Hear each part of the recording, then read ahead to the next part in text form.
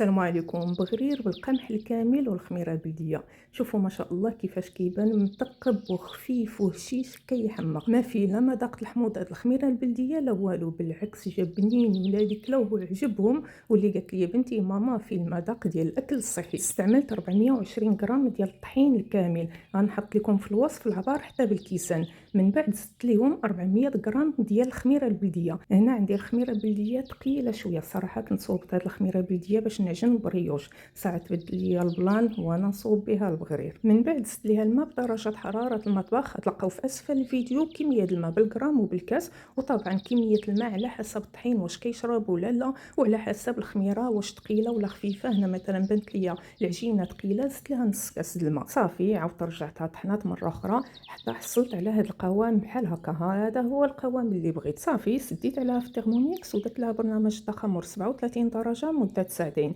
غتشوفوها كيفاش بدات كتخمر هنا، وكتشوفوا التفاعل ديالها وحتى الحجم ديالها تزاد. هنا زدت ليها 10 غرام ديال خميره الحلويات، مكوناتها امنه. الا ما عندكمش ممكن ديروا معلقه ديال بيكربونات الصوديوم ومعلقه ديال الخل، وزدت ليها الملح وعاوتاني طحنتها لمده دقيقه وخليتها تخمرات ساعتين اخرى. هنا كنت محتاجه ترموميكس لحاجه اخرى وحولت العجينه لهاد القرعه، والصراحه احسن ما درت لان كيبانوا هذوك الفقاعات وكيبان التخمر زوين. صافي هنا طيبت البغرير ديالي في مقلاه غير لاصقه، وشوفوا ما شاء الله كيفاش كيبان مثقب.